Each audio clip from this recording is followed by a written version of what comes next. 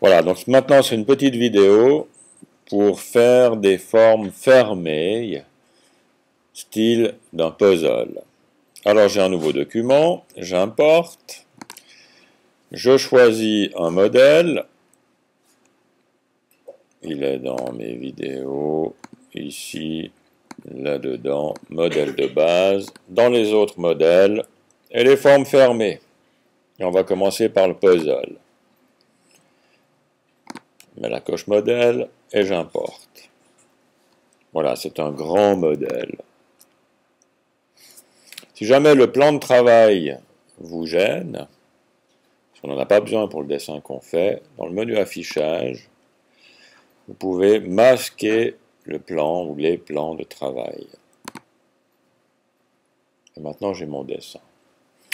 Alors, le principe qu'on essaie d'obtenir, c'est de pouvoir mettre une forme avec une couleur. Chaque pièce devrait être une forme fermée dans laquelle on puisse mettre une couleur de fond.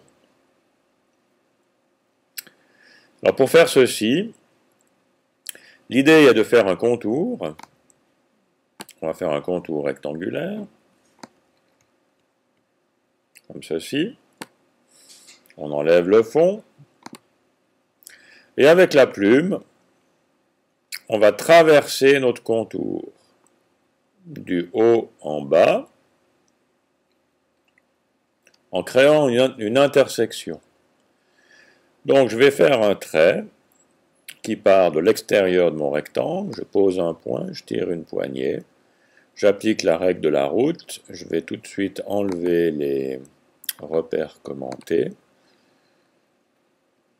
Il faudra que je redessine mon point en fait. On va l'effacer, puis je vais recommencer. Je pose mon point, je tire une poignée. Ensuite, il y a un changement de direction ici. Je pose le point, je tire une poignée. Je tourne à gauche jusque là.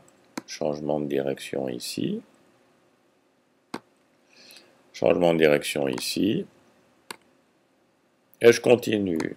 Donc je traverse mon rectangle du haut en bas, et puis de gauche à droite. Là, il y a un changement de direction qui va se trouver à cet endroit-là.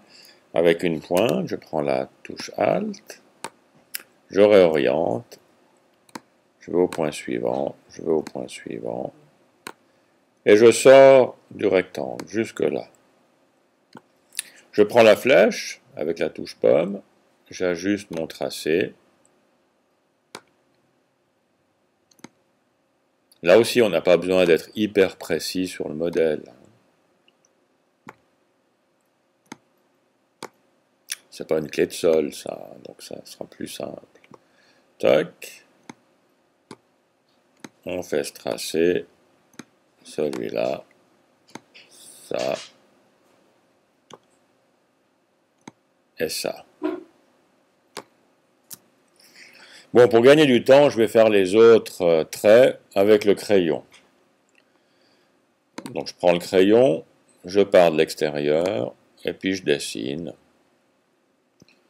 Alors j'aurai un puzzle qui sera un petit peu escamoté, hein, mais c'est pas très grave. Hop, et hop. Le dernier trait, vertical. Après on fera ceux qui seront horizontaux. Oups là.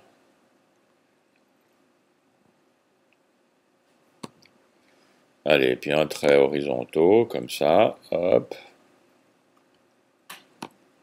Et un dernier, très vite, comme ça. Wow, il est beau mon puzzle. Là, il y a un petit problème parce qu'il y a un croisement qui est pas au bon endroit. Je prends ce point, je le mets un peu plus bas. Tac, tac, tac. Parfait. Alors maintenant, l'idée est la suivante. J'ai donc un rectangle qui est ici en bas, et par-dessus, j'ai deux traits horizontaux, trois traits verticaux. Si je mets de la couleur maintenant, j'aurai une couleur qui va apparaître de ce type-là. Je relie par une droite le début et la fin du tracé, puis j'ai un remplissage qui va suivre ma forme. Donc je n'aurai pas des formes colorées au niveau de chaque pièce. Alors pour faire ceci, on va sélectionner le tout, Et on utilise un petit coup de Pathfinder, de la fonction division. Et division, ça signifie qu'on va utiliser l'intersection de chaque tracé, et on va suivre toutes ces intersections pour fabriquer une forme fermée.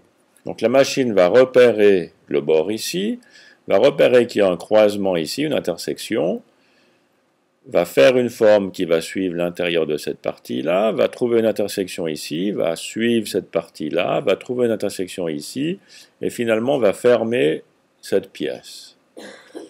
Donc quand je vais utiliser la division, il faut bien regarder ce qui se passe dans la palette des calques. Tchac. Maintenant j'ai un groupe là-dedans. Et vous remarquez que tous les traits qui sortaient de mon rectangle ont disparu. Ils ont été coupés. Pour récupérer les objets du groupe, je peux dissocier. Et maintenant, vous avez une liste bien plus longue qu'avant. Et cette liste-là contient chaque forme de manière séparée, juxtaposée, dans lesquelles je peux mettre une couleur. C'est clair maintenant que cette forme-là, je ne peux plus la toucher. Hein. Si je prends une pièce, puis que je prends, disons, je vais la mettre à côté. Si maintenant je prends ce point-là, et puis que ce segment-là, je le travaille, au moment où je vais remettre ma pièce dedans, elle ne va plus correspondre à l'autre pièce. Donc une fois qu'on a divisé, c'est divisé. Si on veut ajuster, il vaut mieux refaire une division. Ou alors, l'autre possibilité, je vais annuler tout ceci. Encore un coup, encore un coup. J'annule la dissociation, j'annule la division. Donc j'ai ici sur mon calque 1 tous mes traits. Ce calque 1, je pourrais appeler ça rectangle et trait. Je duplique ce calque. Ce premier, je le garde en réserve, je le cache. Ce nouveau calque, je le renomme, ça sera les pièces. Je sélectionne le tout, ce qui est le cas. Je fais ma division, je dissocie.